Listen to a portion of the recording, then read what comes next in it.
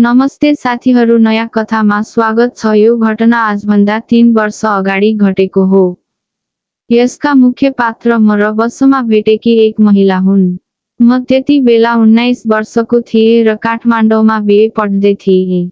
दशैं तिहारको बिदा सकेर म आफ्नो क्याम्पस भेटाउनको लागि घरबाट हिँडेको थिएँ। म काठमाडौँको लागि बस चढेको थिएँ। त्यहाँ पुग्न करिब 10 घण्टा लाग्थ्यो। बस पार्कबाट हिँड्ने बेलामा एकजना महिला चढिन्। उनी दुब्ली थिइन् र करिब 5 फिट 2 इन्च जति उचाइकी थिइन्। तर उनको अनुहार निकै राम्रो थियो। मेरो छेउको सिट खाली भएको हुनाले उनी मेरो छेउमा आएर बसिन्। उनको उमेर करिब 37-38 थियो र उनले कुर्ता लगाइरहेकी थिइन्। केही समय त हामी बीचमा केही कुराकानी भएन। बस उडेको करिब 20 मिनेट पछि उनले मलाई आफूलाई झ्यालमा बस्न दिन आग्रह गरिन्।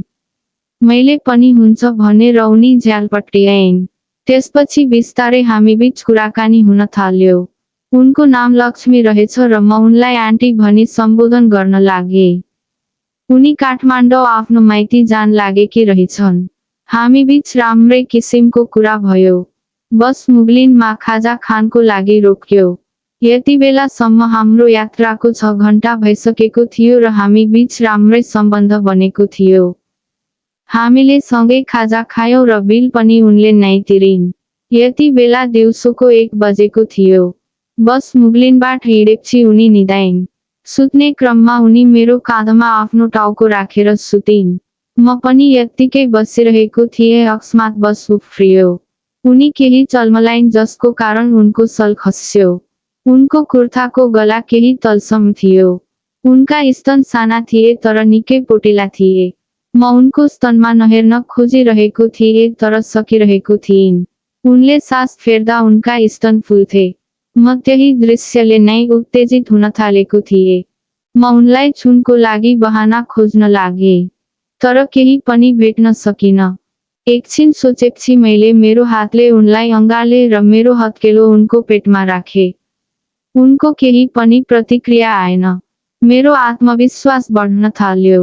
मैले बिस्तारै मेरो हात उनको स्तनतर्फ बढाएँ र उनको स्तनको तल्लो भागमा छोएँ। केही बेर मेरो हात त्यही राखेपछि पनि उनले केही प्रतिक्रिया दिएनन्। यसले म झन् उत्साहित भएँ र उनको स्तनमा बल लगाएँ। सायद उनलाई पत्तो भएछ क्यारे आँखा खोलिन। म निदाएको अभिनय गर्न थालेँ। उनले सायद मेरो मुखमा हेरिन् र आफ्नो सल मिलाइन्, साथै मेरो हात आफ्नो कम्मरमा राखिन् अनि फेरि सुतिन्।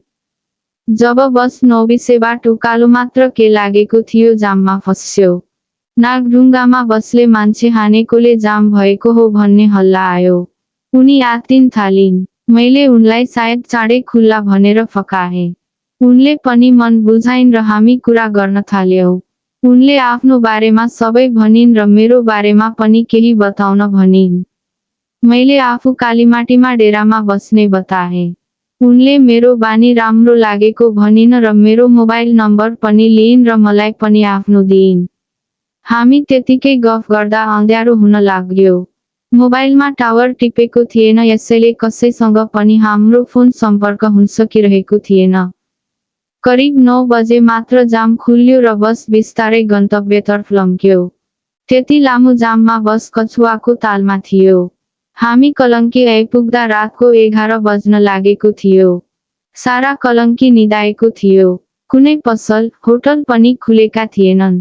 उनले आफ्नो माइतीमा फोन गर्न लागिन्। तर फोन नै गइरहेको थिएन।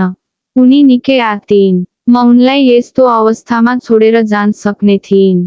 हामीले वरिपरि होटल खोज्न थाल्यौं। बाटोमा हिँड्ने क्रममा ट्यापे केटाहरू उनको शरीरमा आँखा दौडाउँथे। हामीले बल्ल बल्ल एउटा होटल खुला फेला पार्यौं। होटलको रिसेप्सनमा एउटा जगल्टे केटो थियो। उसले पनि उनको शरीर हेर्न थाल्यो। पहिला त उसले कोठा छैन भन्यो, तर पछि एकजनाको लागि भन्दा उसाहुलाई सोध्नुपर्छ भनी माथि गयो। उनले मलाई यहाँ बस्न डर लाग्यो भनिन्। हामी त्यो केटो फर्किनु पहिला नै त्यहाँबाट कुलेलम ठोक्यौं। अरू होटल पनि खुला भेटेनौं। कुनै उपाय नभएपछि मैले उनलाई मेरो कोठामा जाउँ न त भने। सुरुमा त उनी निकै अन्कनाइन्।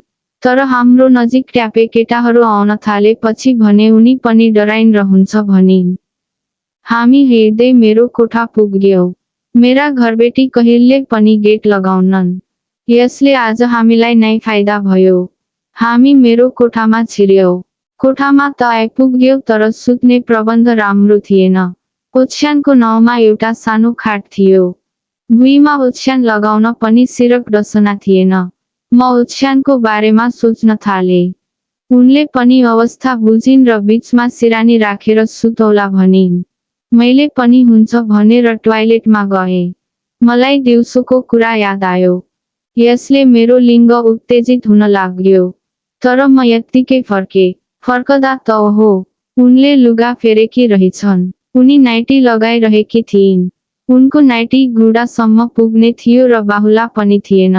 मेरो मुखबाट अनायासमै निक्लियो। उनी लजाइन् र मुस्कुराउँदै आफू सधैँ नाइटीमा सुत्ने गरेको बताइन्।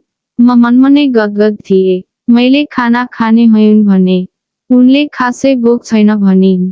तर मैले केही खानै पर्छ भनेपछि उनले हुन्छ तर के खाने भनिन्। मैले घरबाट ल्याएको झोला खोलेर हामीले चाउचाउ बनाएर खायौं। अब हामी सुत्ने तर्खरमा लाग्यौं। मैले उनलाई भित्तामा सुत्न आग्रह गरे। उनी भित्तामा सुतेपछि मैले बीचमा सिरानी राखेर बत्ती निभाए। यसै त सिंगल बेडमा 2 जना झन् बीचमा सिरानी। मलाई सुत्न निकै अप्ठ्यारो भइरहेको थियो। म निकै चटपटाएको थिएँ। उनले यो कुरा बुझिछन् र मलाई सिरानी हटाउन भनिन्।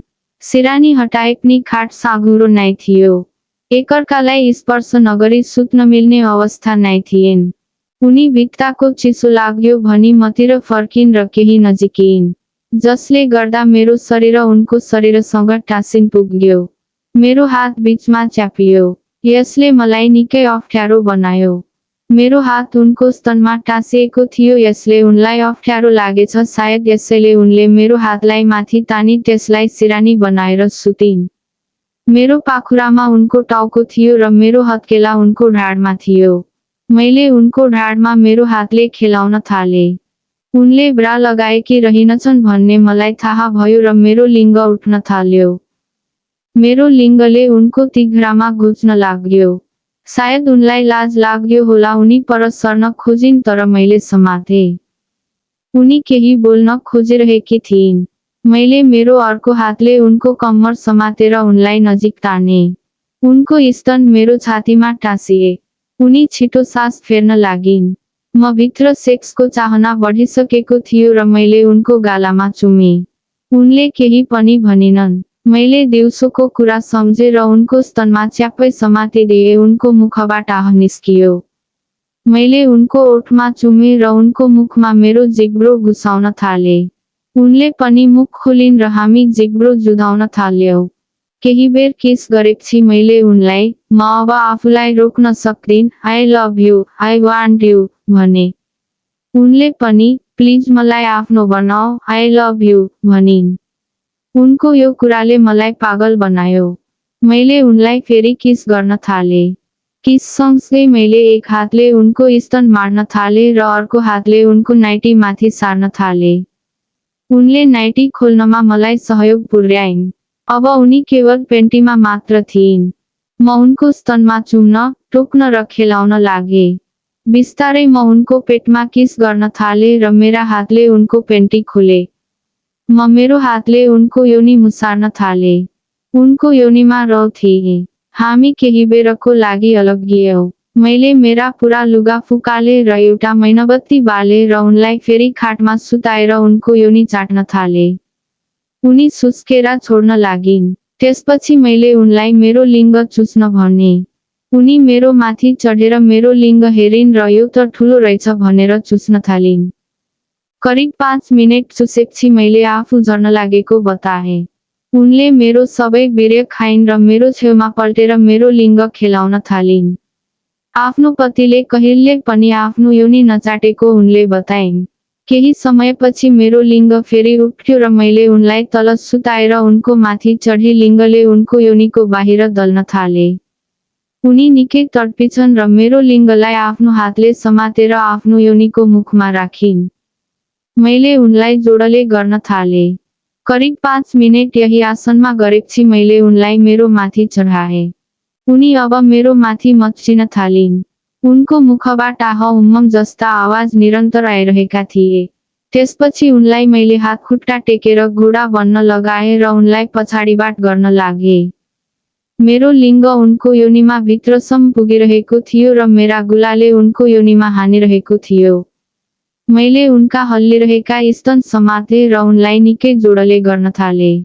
केही बेर गरेपछि मेरो वीर्य झर्न थाल्यो। मैले उनलाई कहाँ झारौ भनी सोधेँ। उनले आफ्नो योनिमा नै झार्न आग्रह गरिन्। मैले पनि उनको योनिमा नै झारिदिएँ। त्यो रात हामीले 3 पटक यौन सम्पर्क राख्यौं। त्यो रातभन्दा भोलिपल्ट हाम्रो दिन झन रमाइलो भयो।